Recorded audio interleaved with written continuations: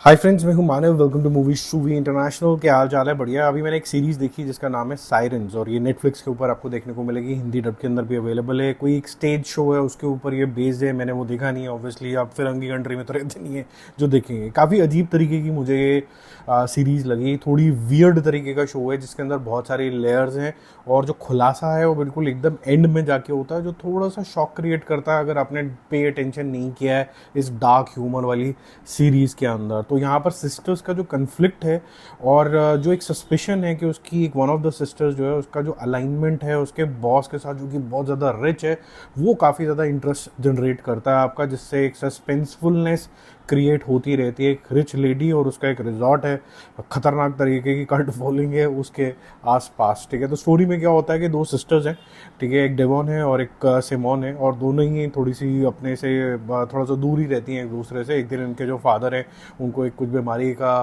पता चलता है, और डेवॉन उनका ख्याल रख रही होती है। वो जाती है सिमोन को ढूंढते ढूंढते, और उसको पता चलता है कि सिमोन का जो अलाइनमेंट है वो मकैला के साथ हो चुका है, और मकैला जो है उसकी बॉस है, साथ साथ में बहुत अल्ट्रा रिच है और लग्जरियस लाइफ जी रही है। और इसी पूरे मेजमराइजेशन के अंदर ही सिमोन है जो उसको असिस्ट भी करती है, और वो ये लग्जरी लाइफ जो है वो छोड़ना नहीं चाहती। साथ साथ में डेवॉन को ये भी लगता है कि कहीं ना कहीं ये रिच लाइफ के पीछे कुछ कल्ट सी फॉलोइंग है, कुछ तो अजीब है यहाँ पर इस रिजॉर्ट के अंदर, जहाँ पर एक इशारे के अंदर जैसे ही ये रिच लेडी कुछ बोलती है, मकैला कुछ बोलती है, सारे मतलब यस मैन टाइप सा बन जाता है। ऐसा क्यों है? तो वो क्या इसको बचा पाएगी कि नहीं बचा पाएगी? क्या उसको बचाने की कोई ज़रूरत भी है? कौन किससे क्या सीखता है? एक कॉम्प्लिकेटेड कैरेक्टर डेवलपमेंट यहाँ पर होती है जो कि आपको अच्छी लगती है। और यहाँ पर जो कैरेक्टर्स हैं मेरे ख्याल से वो काफ़ी लवेबल तरीके के कैरेक्टर है, जहाँ पर आपको इन्वेस्ट होने में कोई बुराई नहीं लगती है। डायलॉग्स भी अच्छे हैं, डायलॉग इवेंट ड्रिवन ही ये पूरी सीरीज़ है। जो सस्पेंसफुलनेस है वो अराउंड द लेडी है, कि जो बॉस लेडी है मकैला ये, और इसकी जो फॉलोइंग है इस तरीके की क्यों है। साथ में जो दोनों सिस्टर्स की आपको कहीं ना कहीं जो डायनामिक्स दिखेगी वो थोड़ी अजीब सी है, और इनको आपने पहले भी और काफ़ी सारी सीरीज़ के अंदर देखा होगा। फॉर एग्जांपल आपने सिमोन को जो GOT का सीक्वल आया था उसके अंदर भी देखा था। तो ये सारी आपने देखे हुए कैरेक्टर्स ही आपको यहाँ पर लगेंगे। ऐसा नहीं है कि पुराने कोई एक्टर दिखेंगे। एक्टर्स अच्छे हैं, सबने बहुत बढ़िया तरीके से एक्टिंग करी है।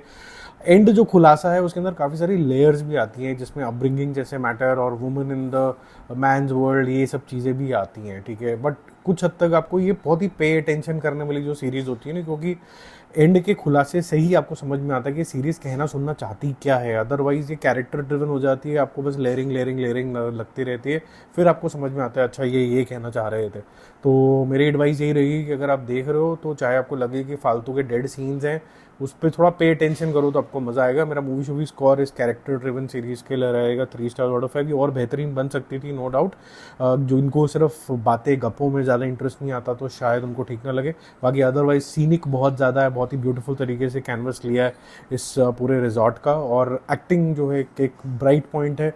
डायरेक्शन भी बोलूँगा अच्छी है, जिसने सस्पेंसफुलनेस मेंटेन करके रखी है अराउंड दिस लेडी, और आपको इन कैरेक्टर से कभी घृणा कभी अटैचमेंट होती रहती है। बाकी जल्दी मिलते हो रिव्यूज़ और अपडेट्स के साथ। Stay connected, bye bye.